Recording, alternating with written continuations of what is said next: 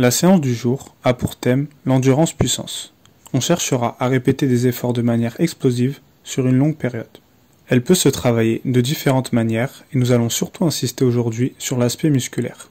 On visera donc des fibres à la fois explosives et fortes, mais aussi capables d'enchaîner les efforts.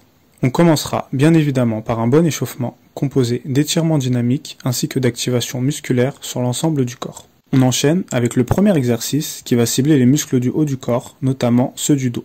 On effectuera 15 répétitions en tirage d'eau en cherchant la contraction et non le mouvement explosif. J'ai utilisé une serviette ici comme outil, mais on pourra aussi utiliser un manche à balai. Si on dispose d'une barre de traction, on fera 10 répétitions au lieu de 15. On prendra 1 minute de repos et on fera 4 passages. Ce premier exercice nous permettra de commencer en douceur pour entamer la suite de l'entraînement dans de bonnes conditions. On passe ensuite au deuxième exercice qui sont les pompes claquées. On ciblera ici principalement les pectoraux, les épaules ainsi que les triceps. On développera de même une bonne explosivité et de la force sur tout le haut du corps. Bien que le football se joue majoritairement avec les jambes, le fait de travailler le haut du corps est très important pour plusieurs raisons, comme le fait de mieux protéger son ballon, d'être équilibré et solide, par conséquent d'avoir un meilleur transfert de force. Ce sera de même utile pour gagner en endurance. On fera ici aussi 10 répétitions pour 4 passages et 1 minute de repos entre chaque. Pour réussir cet exercice, on devra mettre le plus de vitesse possible dans son exécution. Si les pompes claquées sont trop compliquées au début, on restera sur des pompes classiques. Le troisième exercice sera lui ciblé sur les jambes. On fera 10 squats bulgares de chaque jambe. Cet exercice est semblable à une fente avec une jambe en appui sur un step, un banc ou une chaise. Il travaillera les jambes de manière globale et notamment les fessiers qui sont très importants dans notre sport d'un point de vue santé, prévention blessure et de même d'un point de vue performance. Le fait de travailler sur une jambe à la fois sera de même judicieux pour gagner en agilité et être meilleur sur le terrain.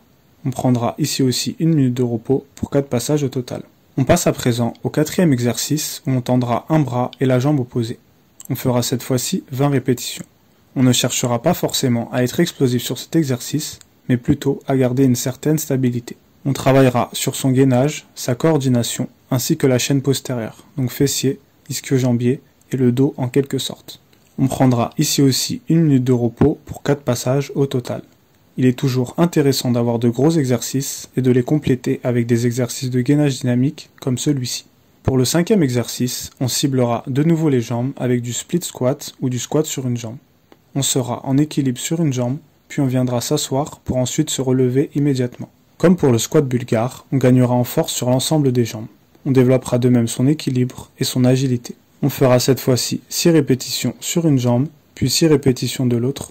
On prendra ensuite 1 minute 30 de repos et on fera 3 autres passages. Pour le sixième exercice, on passera sur des dips où on fera 20 répétitions. On complétera le travail sur le haut du corps en ciblant ici les épaules ainsi que les triceps. On positionnera ses mains sur un appui, les jambes devront être stables au sol et on devra descendre puis remonter en trouvant un juste milieu entre l'explosivité et la contraction des muscles souhaités. Le tronc devrait être assez proche du step et le mouvement devra bien être de haut en bas. On prendra ici aussi 1 minute de repos pour 4 passages. Enfin, le septième exercice, on travaillera sur des déplacements latéraux. On positionnera 2 coupelles ou autres objets au sol et on devra les toucher le plus rapidement possible. On fera l'exercice pendant 20 secondes, on prendra 1 minute 30 de repos et on fera 4 passages. On travaillera ici sa vitesse sur des déplacements latéraux. On aura de même une sollicitation des jambes car on devra être fléchi et on développera surtout sa capacité d'endurance puissance. C'est donc un exercice assez complet en préparation physique. C'est la fin de cette séance qui est issue du programme de préparation physique à la maison que j'ai réalisé. C'est un programme sur 30 jours qui est composé de 24 entraînements et de plus de 60 exercices pour passer un cap physiquement. Le tout en s'entraînant sur un espace réduit sans matériel particulier.